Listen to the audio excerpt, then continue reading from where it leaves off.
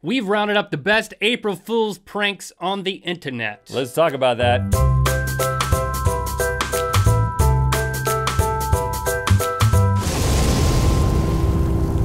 Good mythical morning! Happy April Fool's Day to all of you. If you didn't know that, just a heads up. Today is the day where the pranks are flying around the internet. I mean, the internet has a great sense of humor. We all know that.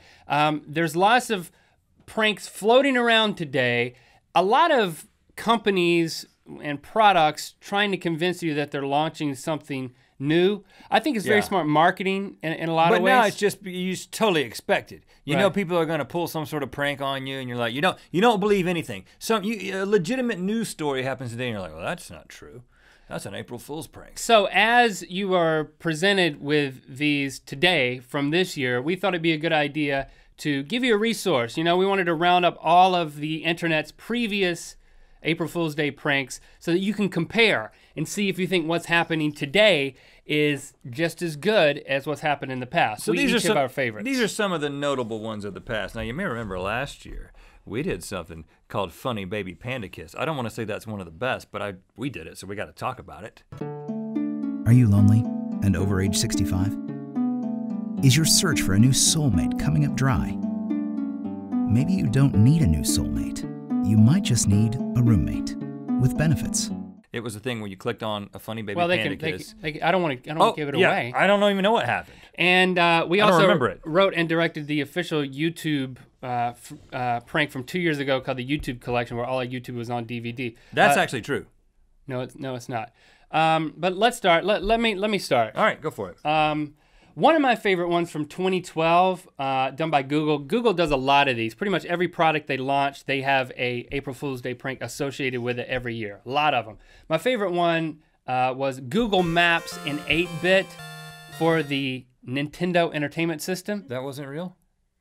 I'm gonna keep doing yeah, they don't keep doing that. I won't do Your order still hasn't arrived because it's not real. I mean, they really went out of their way to make this thing. They basically built it. You could go on their website and kind of play around with the 8-bit version.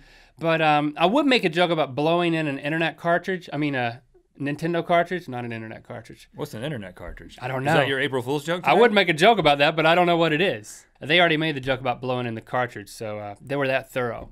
Yeah, the ones that take you a couple of layers deep are the ones that I like. This one from 2012, Virgin launches the glass-bottomed plane. And that's an airline, Virgin. It's not just some Virgin that did this. It's Richard Branson's airline. The glass-bottom plane. I didn't fall for this one because you can see from the picture, I mean, this is not how planes work. You look through the glass and you would just see your luggage. And the watch your luggage as you fly window is not as, it's not as cool as the bottomless plane. But I do like to pack clouds when I go on long trips, so it still would have worked for me. That's the theme of my sleeping bag that I travel with, clouds. Okay, now I'd like to highlight what AdBlock did in 2011. I'm not a fan of AdBlock because they circumvent the way that we make money. That's right. But when they launched AdBlock sunglasses for real life, I thought that was pretty genius. You put on the sunglasses and it blurs out advertisements that you will just see, like billboards, things like that. Yes. So I think it's a good idea. If it was really a product, though, I wouldn't buy it because I wouldn't have been able to see this, or this, or this. In 2010, Google fooled us all with Google Translate for animals. Well, they didn't actually. I only believe this one for a couple of minutes. Because it tied so deeply to your personal hopes. So the idea, of course, is that you've got Google Translate for languages. Well, what about for animals? And they launched a video where the guy goes out there with the app and listens to the animal, and then it translates it. New person. Smells good. That's amazing. But see, and the people who are pet owners, they jump all over this kind of thing because they like to imagine that their dogs are thinking all these intricate emotions. Your dog is thinking about two things. It's thinking about, and one of them is food. And then when you neuter him, he's only thinking about food. That's how dogs work. I'm sorry. He can't even feel shame. The dog can't even feel shame. They came out with that in a recent study. Dogs don't feel shame. They just look like they're feeling shame. And you just the way their eyebrows are shaped. And you anthropomorphize your canine. I'm sorry, people. Do I look like I'm feeling shame right now? Yeah, you look like a dog. It's just my eyebrows. I don't look like a dog. All right. Google in 2011 did Google Motion. This is basically where your webcam would, it's like that Xbox thing that the kids are playing these days. Yeah, I heard about that. But you could compose an email just by doing all types of sign language, but it wasn't sign language, it was like body language. Using body language to make emails, basically. Give me an example.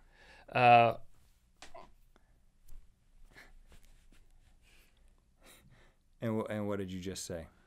I'd like to double my chocolate milk order, please. How is this chocolate milk, man? You got a pump down there? My nipples spew chocolate milk. I mean, that's how the computer understands. That's a good April Fool's. It was a legitimately funny prank. I mean, if you watch it, even when you know, oh, this is a prank, you get a kick out of the level of detail that they put into the thing. What are these Google employees? They don't have anything to do. It's like 20% of their time. 20% of their time is like innovation. They just sit around and come up with pranks. That's how we make money, man. That's what's so beautiful about Google. Yeah, it's great. That's what's so great about Google is that they have this time to sit around and come up with pranks. Yeah, they're creative.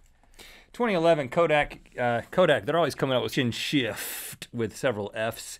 And this was a something you could apply to your social media, all the pictures that you had put out there on social media, and it would automatically remove them out of all your Facebook pictures. You could just put this on and it would take them out.